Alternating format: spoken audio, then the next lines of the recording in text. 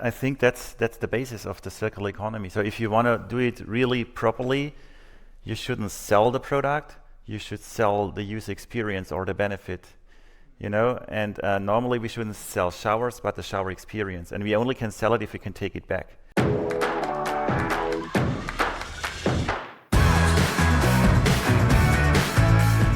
My name is Patrick Hübscher, and this is Circularity FM, the podcast about understanding, building, and managing circular business models.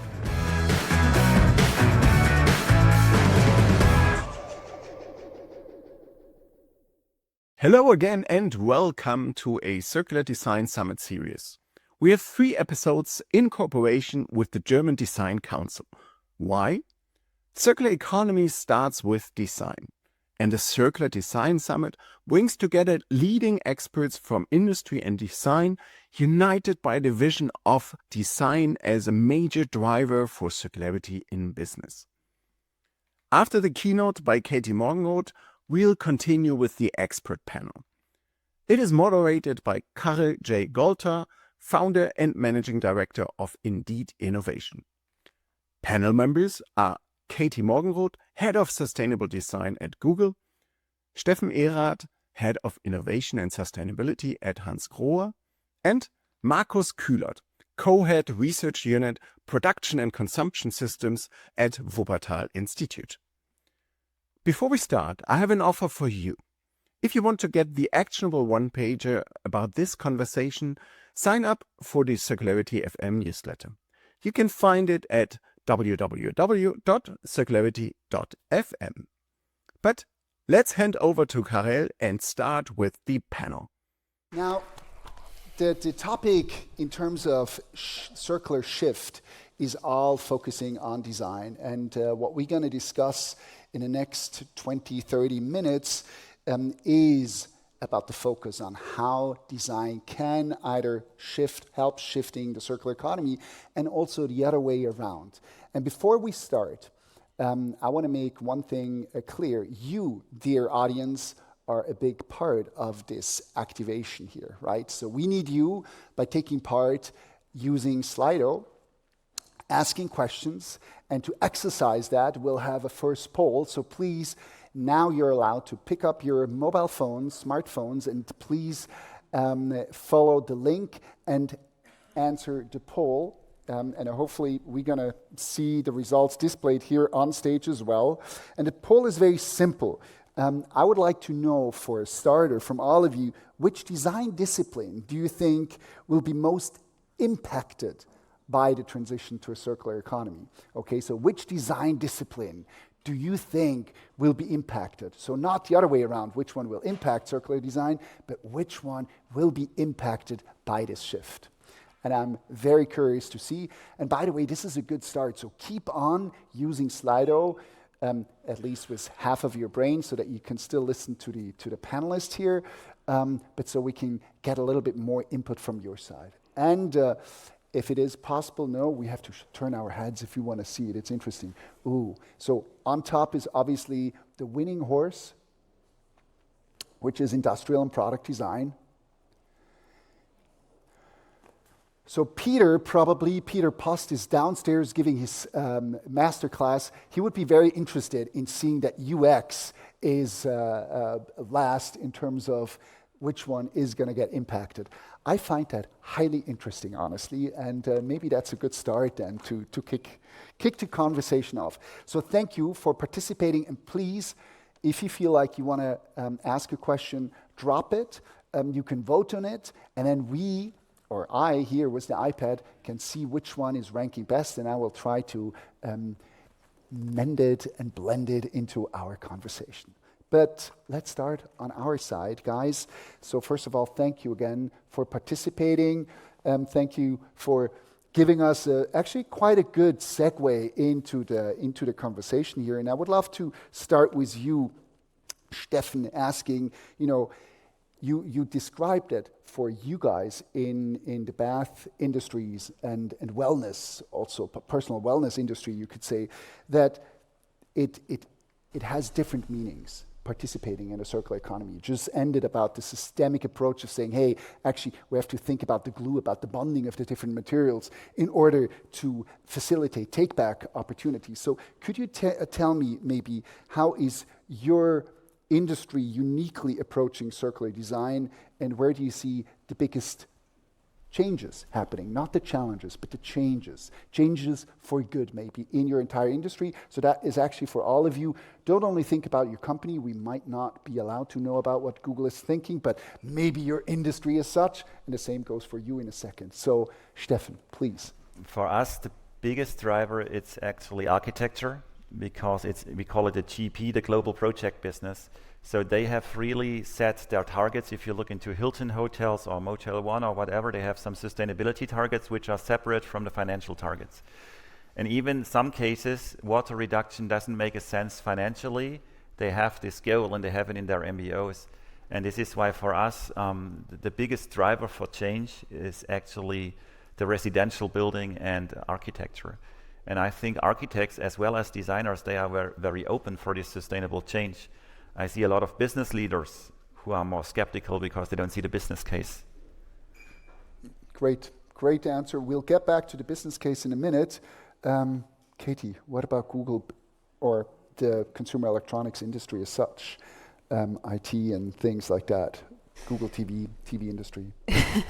The biggest changes that I've seen internally, sort of helping us move towards a circular economy. I think, I mentioned this a little bit in my talk at the beginning, but I think there is a lot of interplay between software longevity and then sort of the downstream opportunities that come from hardware longevity. And so I do see a lot of focus being put in that area. I will also say, I think a lot of folks have talked about collaboration. I have seen a much more collaborative environment at Google where you do see a lot more problem solving, people from different disciplines coming together to kind of rethink how to work together, given some of the changes we need to make are shifting paradigms quite a bit. Let me second that. Do you guys ever talk with Apple guys on terms of sustainability and how on a systems level you could collaborate? We do talk with adjacent industries. Yeah, we do talk with, we talk to people who might be perceived as competitors. Mm-hmm. Cool. Yep, and awesome. have invited them to workshops, and we ask for their feedback, we give them ours. I think we actually we have had a film that we launched at around Earth Day of last year called Collaboration for Collective Progress. And the whole philosophy is that this is not a space to compete, but one to work together. And I think it's very refreshing when you do see, two companies that might be perceived as competitors, holding hands and trying to collectively figure out how to move the industry forward. I think our plastic-free packaging is the guide that we've published is a great example of that. Absolutely. This pre-competitive sort of spirit. Cool. Yes, and you're indeed leading that school of thought, I could almost say. Markus, coming to the Wuppertal Institute, it's not a private company in terms of making profits in that respect, but you probably look very deeply into the cultural aspect of the transition to a circular economy. What would you say to the question about how the industry is advancing and how circular design is impacted? Yes, so I believe that also for the science system there needs to be a change. So we talk about the change in industry, we talked about the change in society, but science has a key role, and therefore we should not talk about different disciplines that have the major role, but we need an interdisciplinary approach, research approach, and we argue also a transdisciplinary research approach, so that we also see practical partners, companies, households as experts of their own system, because we are not deep diving into the strategy of Google or the process inside process or Hansgrohe. So we need also those expertise in our research, and also how can we further develop our methods, and also of course collaborate regarding data. When we look at the data in the electronic sector, there's, in my point of view, quite a black box, so there should be more transparency on the data along the scopes. So that would be great also. So I think also the science system needs to be changed more with regard to transdisciplinary approach. And that's an interesting cue I want to take and briefly look to the audience. Who of you is working in education? So like university professor, how many raise hands? Yes, a few we have here, right? And I think this is pivotal because in the last 20, 30 years, we have been seeing a lot of separation in discipline. Whereas in former times, you only could do like graphic design and industrial design. Now industrial design is segmented in, 10, 20, different sub-disciplines and things like that. So that is happening throughout all industries, not only design. If you think in engineering and probably architecture and things like that, right? And now you're kind of saying we somehow have to bring them all together, right? This is part of your point, and science has to support that. And I would like to take on that and deep dive again in each of your respective industry, starting again, Steffen, if it's okay, with Hansgrohe on the product and industrial design part. Because let's pinpoint it, or try to pinpoint it, and you alluded in your speak before a little bit on it, about longevity. So talking about longevity and the contrast of what you ended with, because everyone thinks about the 20 years of investment when you redesign your bath or build your bath first, and then you say like, well, but what if we could have red tiles, and that would be so easy that we could change them after 2 years if you don't like them, right? How do you see that in context of industrial design? How is that fading in? Is it fitting in at all? What needs to happen that we can empower these changes in economics? I think that's the basis of the circular economy. So if you want to do it really properly, you shouldn't sell the product. You should sell the user experience or the benefit. And normally we shouldn't sell showers, but the shower experience. And we only can sell it if we can take it back. I cannot sell you a shower, and then if you don't pay the monthly rent, I take it back. So we have to get, a little bit away from producing and selling, because then my margin is the difference between production cost and the price. If I could extend the customer lifetime value and I can circle the product several times, I would design it totally differently. So maybe my design team would maybe use a different material, maybe metals, because it's easier to take back instead of plastics. So this is the issue, but this only makes sense if you think it till the end. And it starts in the mine in Chile and it ends in the bathroom at home.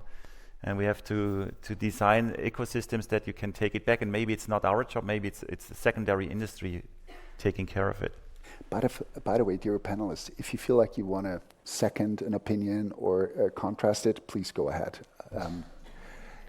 Steffen, I would like to ask, and did you guys at Hansgrohe change your ID process? Yeah. Okay. This was the way we tried it. It's not the only way. We're not only designing planet-centered. This is like, there is desirability, feasibility, viability. Sometimes it comes from R&D, sometimes it comes from the user research, sometimes it comes from business, from markets. We just added the fourth bubble and said maybe sustainability is a starting point as well. And it's not only black or white. It's so funny to hear you say this, because we literally have that exact diagram on like many slides, and I'm always like, does sustainability go there too? It like ends in a Y, it fits, Yeah. Totally agree. I will also say that selling an experience or elongating a product's life cycle in order to just enable an experience is very much the reason why we invest a lot in longevity too.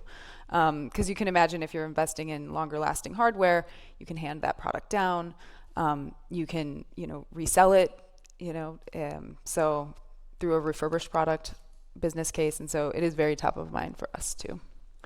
And thank you for picking that up, Katie. I was wondering during your talk this morning, you alluded a little bit about the longevity and upgradability of the software, basically, so that you can use it. And we all know it, that especially the former Microsoft products, eventually they run out of support, and then you had to basically ditch your computer.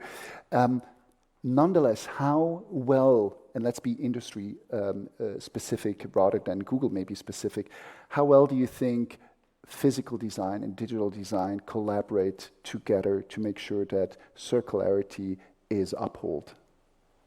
What would you say?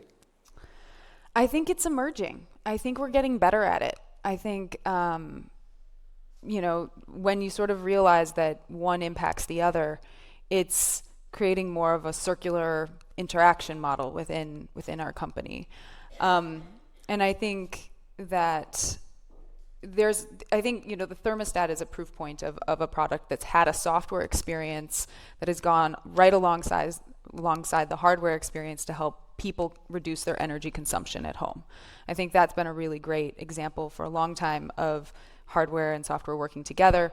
I think we're starting to see, more of this interaction expand into broader parts of the portfolio. Phones is one that's, very central right now.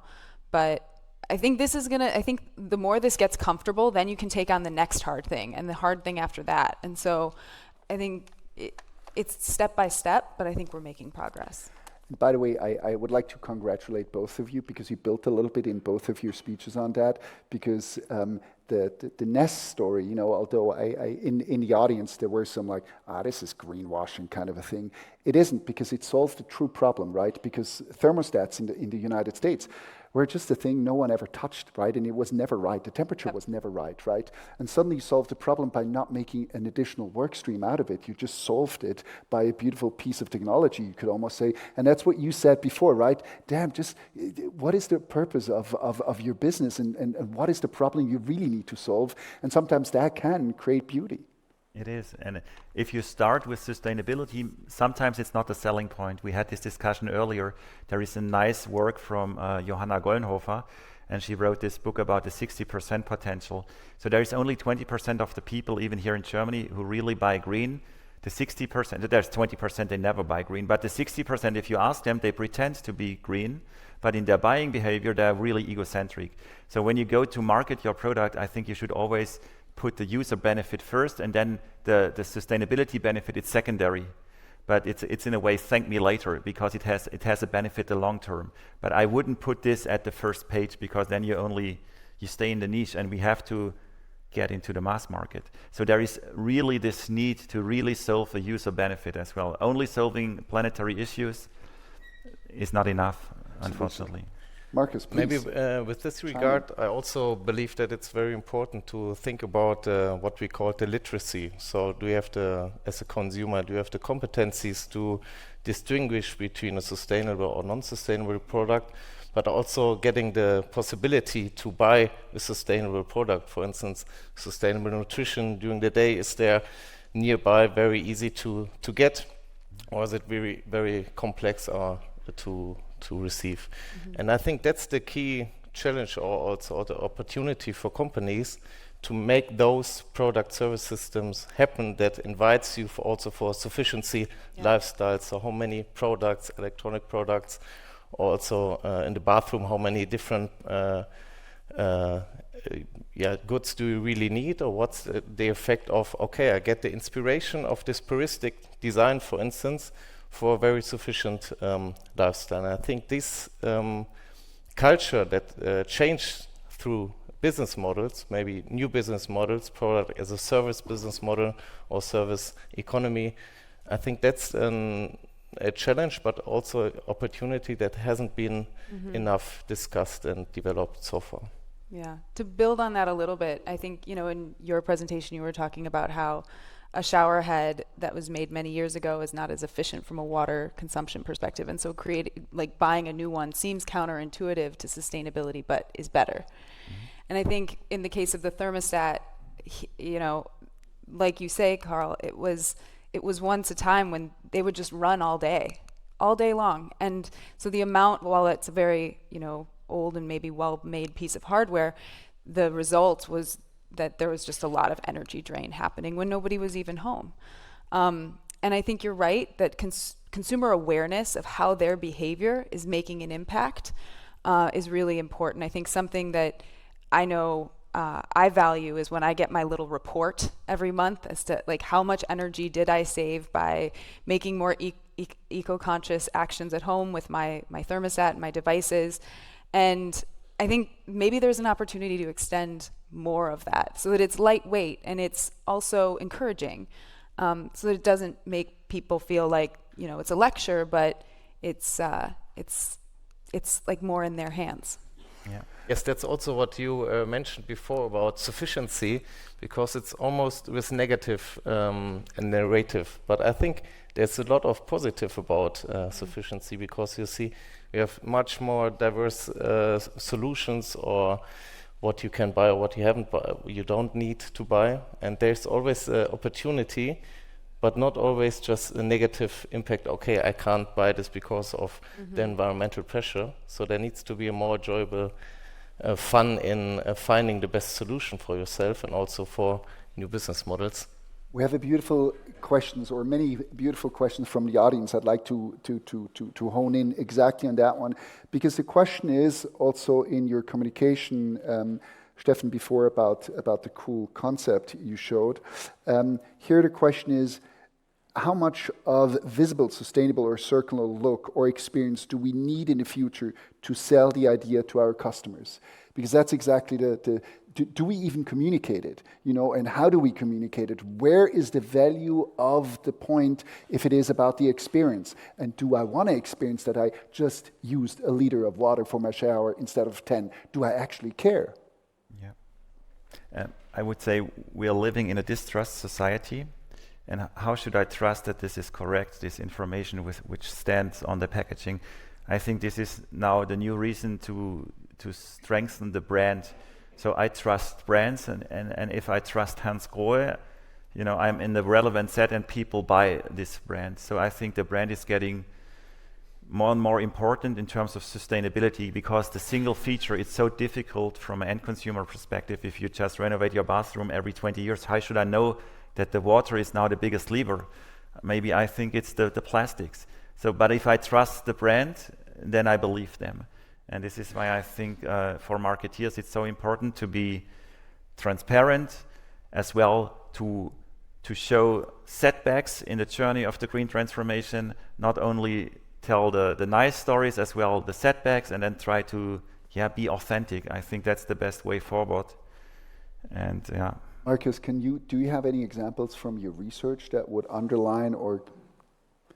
Yes, so what we argue is that to differentiate on the market with the brand itself, it's not only about the end product and the functionality of the product, but what's about the value chain of the product, and how can you differentiate, for instance, beer in Germany. There's a lot of different brands in beers, and I'm not I can't taste all the difference, but maybe it's quite similar. So to differentiate beer, for instance, in a market, it's not about only the brand, but differentiate what's the value chain behind it, and is it more sustainable, or what's the story behind the value chain of the product. And I think that's what's also one of the differentiation factor that needs to be considered in brand development. Kathie, do you see that mirrored in your strategies?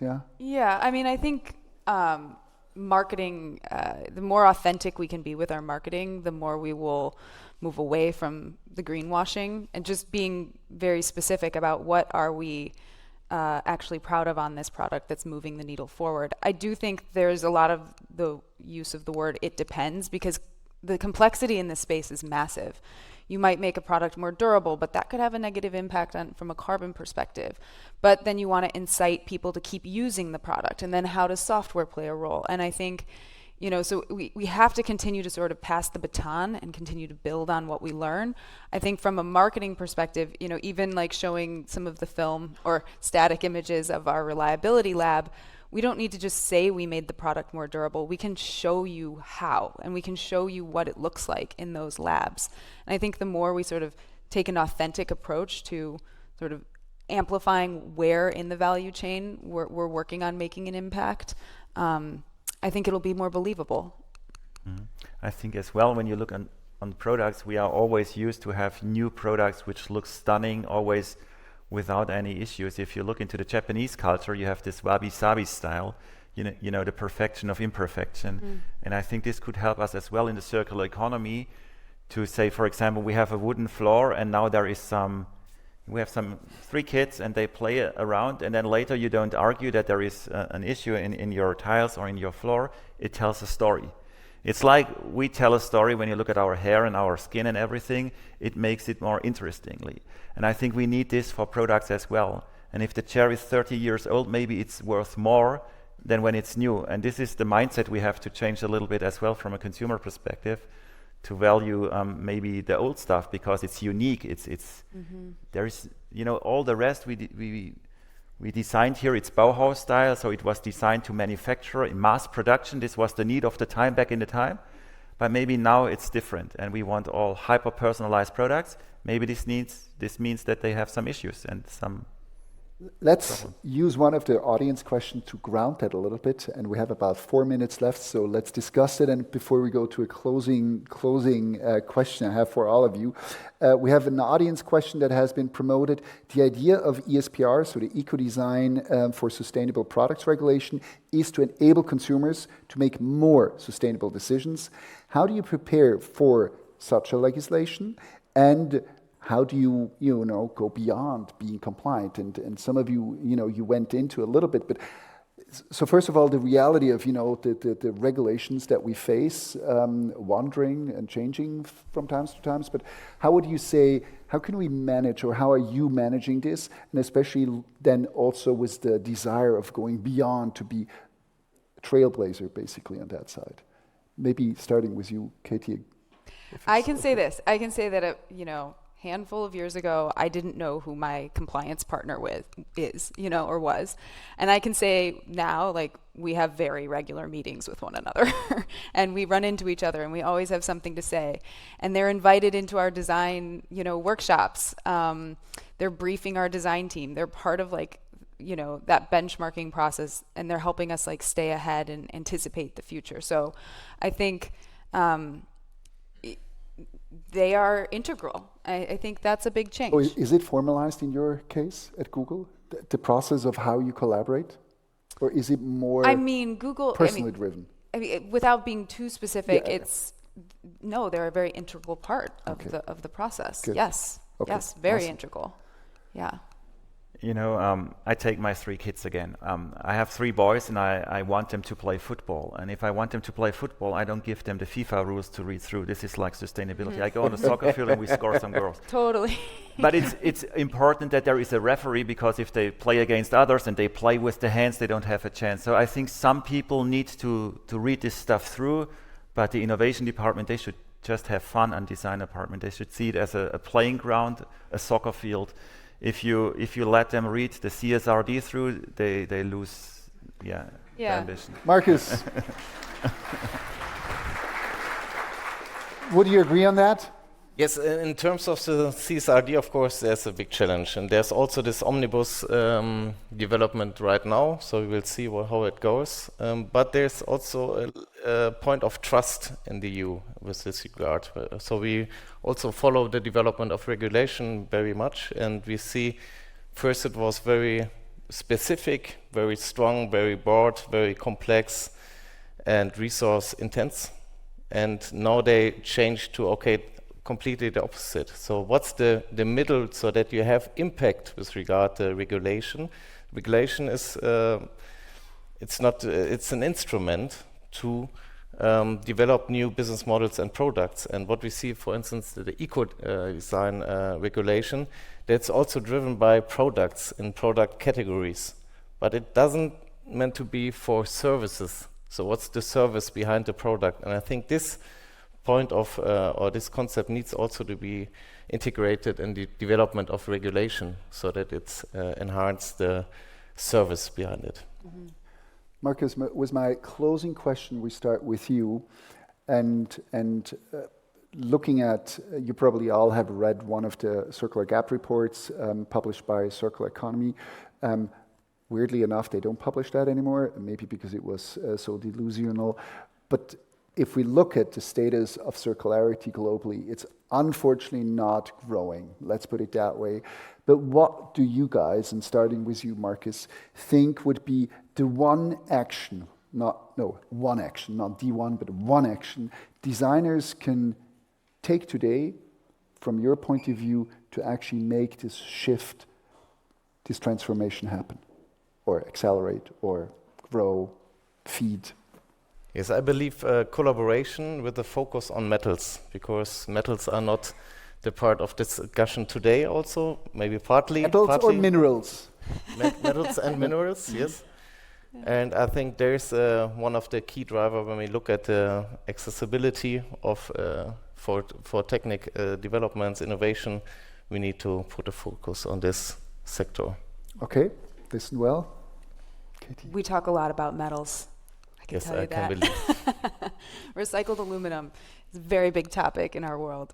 I think actually we need to expand the definition of designer. I think that's actually one of the most important things that we can do, because you mentioned being on the field with your, 3 boys. I think being on the field in the design space, kind of leading by example, getting out ahead, kind of showing how things are done, you're going to need to have like people in a myriad of different areas want to sort of jump in and sort of tackle one little, project or another. And the type of expertise you need to blend isn't the traditional expertise all the time of the design team that maybe you're most familiar with. And so I think we really need to become orchestrators of the work, but really empower the people that are closest to us to like really kind of, okay, designers are people that kind of rethink something and kind of create a new system or a new experience, and help empower people to see how they can do that, and then give them the space to like spread their wings. Yeah. I would say use your superpower very wisely. You guys are magicians. So designers, they can create irrelevant stuff and make it awesome. So use your power and make the relevant stuff awesome and the irrelevant not so nice. So maybe this is the way how you can guide it through. Now here we got the innovation rebel over there. Dear panel, thank you so much. It has been super inspirational. Thank you, audience, for participating and asking some questions. Unfortunately, we're running out of time. And I would say a big applause for the 3 here.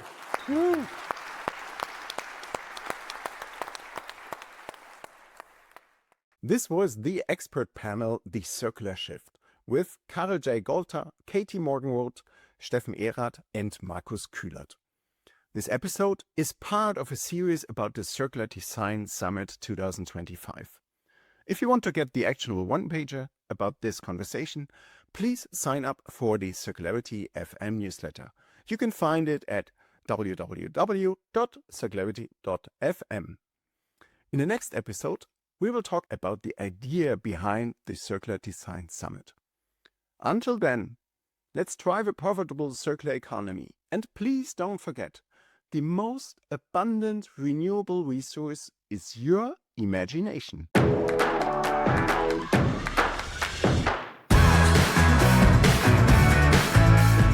My name is Patrick Hübscher, and this is Circularity FM, the podcast about understanding, building, and managing circular business models.